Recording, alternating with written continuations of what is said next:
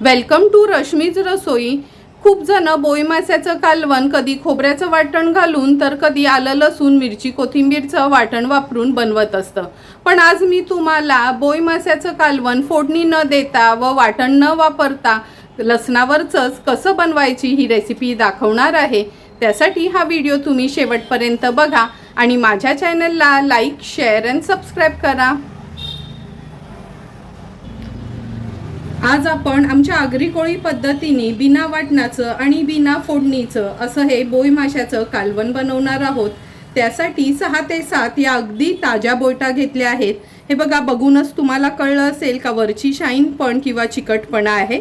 आणि हे बघा, त्याचं बगड उघडून दाखवते। हे बघा किती ताज्या बोयटा होत्या। आता ह्या बोयटा साफ कशा करायच्या ते मी दाखवते, नंतर कालवण बनवायला सुरुवात करूया। बोई साफ करण्यासाठी ह्याची नखवलं आपण काढून घेऊया।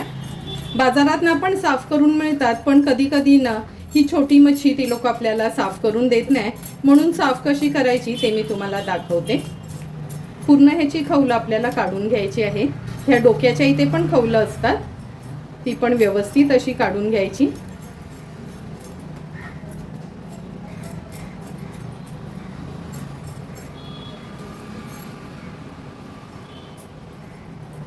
खवलं काढून घेतले की हे बाजूचे फिन्स आहेत ना, काढून घेते।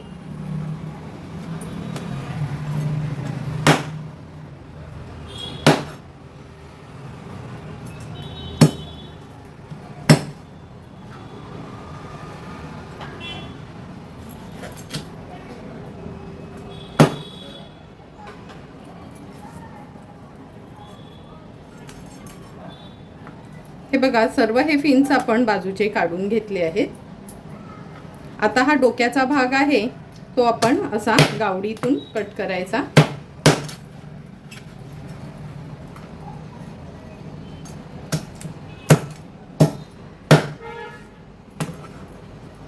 हे बघा, बघूनच तुम्हाला कळेल किती ताजी बोयट ही आहेत। आता ह्याचे मी कालवण करणार आहे, त्यामुळे 2-2 भाग करून घेते।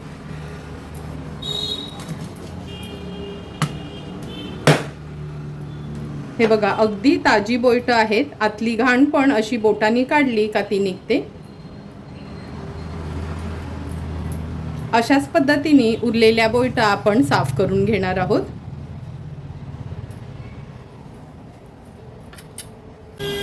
हे बघा, सर्व बोयट आपण साफ करून घेतली आहेत, स्वच्छ धुवून घेतली आहेत। आणि धुताना लक्षात ठेवा, हा जो पोटाचा भाग असतो ना, व्यवस्थित असं बोट आतमध्ये घालून हे ना नळाखाली म्हणजे पाण्यामध्ये व्यवस्थित धुवून घ्यायचं आहे। आता कालवणासाठी लागणारे इन्ग्रेडियंट्स बघूया। या 6 बोयटा होत्या, त्यासाठी आपण जवळपास 10 ते 12 लसणाच्या पाकळ्या घेतल्या आहेत। 3 हिरव्या मिरच्या वापरणार आहोत। चमचाभर चिंच पाण्यात भिजत ठेवली आहे।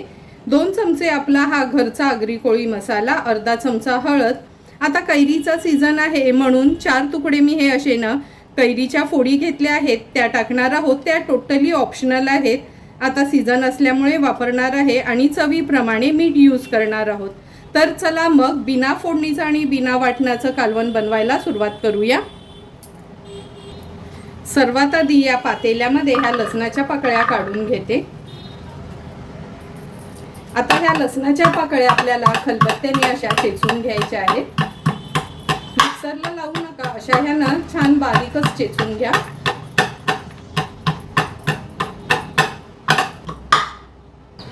लसूण आपण पूर्ण चेचून घेतला आहे। आता ह्या बोयटांचे तुकडे ह्याच्यात घालूया।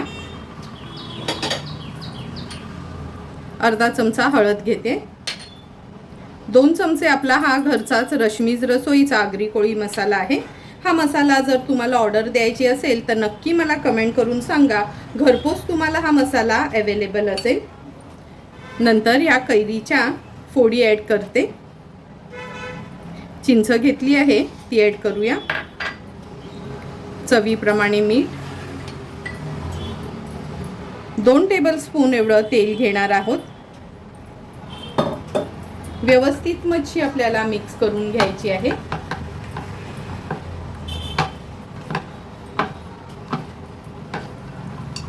आता हे कालवण आहे ना आपण खूप पातळ नाही करणार, कारण का हे बिना वाटणाचं आपण कालवण करणार आहोत म्हणून। व्यवस्थित मिक्स करून घेतलं की अगदी ग्लासभरच पाणी ॲड करायचं आहे. छान हलवून घेऊया हे कालवण.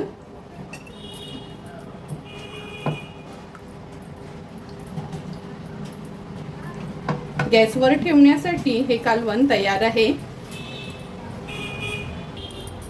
आता गॅसची फ्लेम ऑन करते आणि हे पातेलं कालवणाचं गॅसवर ठेवूया. गॅसवर ठेवलं का आपण ज्या मिरच्यांची 2-2 तुकडे करून घेतलेले त्या मिरच्या ॲड करणार आहोत. सुरुवातीला हाय फ्लेमवरच एक छानशी उकळी काढून घ्यायची आहे. हे बघा कालवणाला पण छान उकळी आली आहे. आता ह्याच्यावर झाकण ठेवते. गॅसची फ्लेम लो टू मीडियम वर ठेवते आणि एक 8 ते 10 मिनिटासाठी वाफेवरच हे कालवण व्यवस्थित शिजवून घेणार आहोत. 8 ते 10 मिनिटं झाले. झाकण काढून बघूया. तुम्ही बघू शकता बोई माशाचं कालवण अगदी व्यवस्थित आपलं तयार झालं आहे. हे बघा बोईट शिजायला काय जास्त वेळ लागत नाही. गॅसची फ्लेम मी हाय करते. हाय फ्लेमवर एक छानशी ह्याला उकळी काढून घेऊया.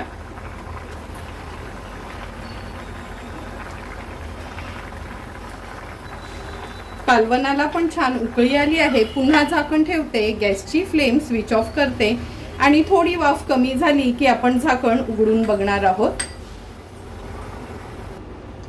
एक 2 ते 3 मिनिटं झाले. झाकण काढून बघूया. हे बघा वाफ कमी झाल्याबरोबर कशी सुंदर तरी आपल्या ह्या बिना फोडणीच्या आणि बिना वाटणाच्या कालवणाला आली आहे.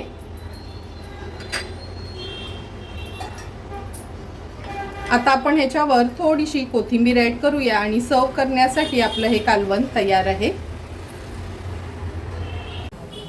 सुंदर असं तयार झालेलं बिना वाटणाचं आणि बिना फोडणीचं हे बोई माशाचं कालवण आपण ह्या सर्विंग प्लेटमध्ये सर्व करून घेतोय.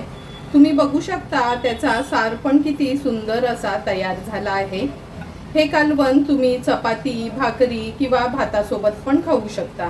तुम्हाला पण जर मी आमच्या आगरी कोळी पद्धतीने बनवलेलं हे बोई माशाच्या कालवणाची रेसिपी आवडली असेल तर तुम्ही पण माझ्या पद्धतीने नक्की एकदा तरी हे बोई माशाचं कालवण असं बिना वाटणाचं आणि बिना फोडणीचं घरच्या घरी ट्राय करा आणि मला कमेंट करून सांगा की तुम्ही बनवलेलं हे बोई माशाचं कालवण कसं झालंय ते.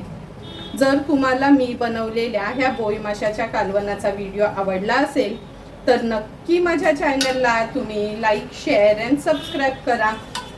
Thank you for watching my video.